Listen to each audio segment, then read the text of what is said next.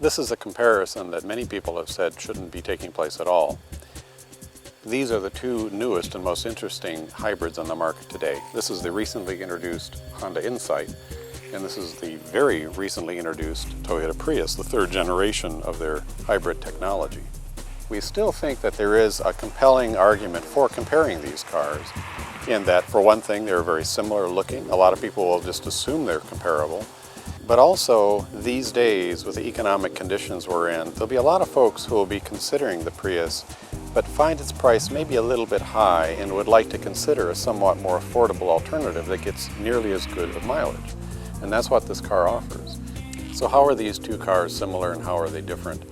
First of all, they look rather similar. They both have a similar profile and appearance. Both have very good drag coefficients, very low for good efficiency moving through the air. The Prius's profile has actually changed a little bit from its predecessor in that the peak of its roof line has moved back a bit. It shifted rearward, which has allowed for more rear occupant space, better headroom, better knee room, and so on. So that's a big difference. Aerodynamically up front, the Prius now has these rather blockish shapes on either side of the front bumper. And what they do is aerodynamically buff the air around the front wheel well, so the air doesn't get tangled up in the wheel well and stirred too much. That reduces drag. Underneath this car is also a very considerable belly pan that smooths the airflow beneath it. And there's actually a couple of vertical fins placed back around that area, which actually are said to help with the car's directional stability. It's a remarkable detail. So both of them are hybrids. Well, the word hybrid doesn't mean the same thing in every application, and this is a good example. Honda's system has been around for several years. This is the 5th generation of their integrated motor assist. And what this is basically a 1.3 liter 4-cylinder engine with an electric motor that's placed basically where the flywheel would normally be. They're always connected. You can't disconnect the electric motor from the engine. They're always connected. That way, it makes it a bit difficult for this car to operate in pure EV mode. The engine in the Prius, however, is now a 1.8 liter going from 1.5 in the past.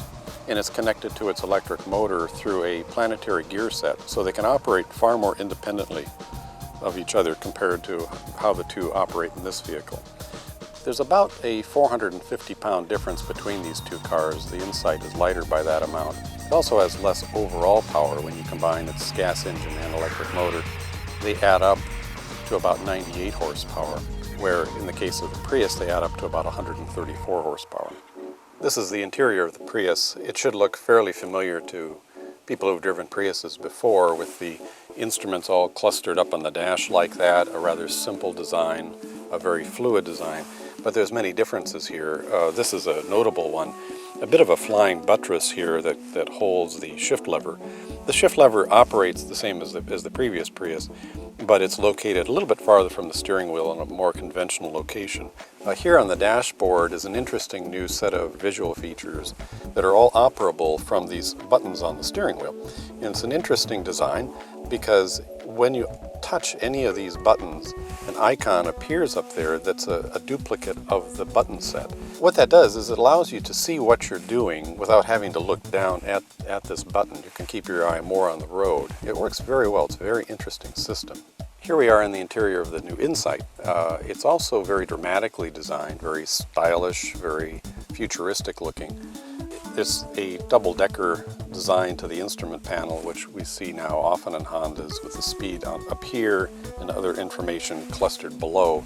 The interior is a very complicated design. It's reminiscent of the Fit, and the steering wheel appears to be directly off the Fit. Now that we've had a chance to compare the two vehicles' technical specifications, appearance, and design details, we'll be taking them to the road and to the track to learn how they drive and how they both perform, so stick around.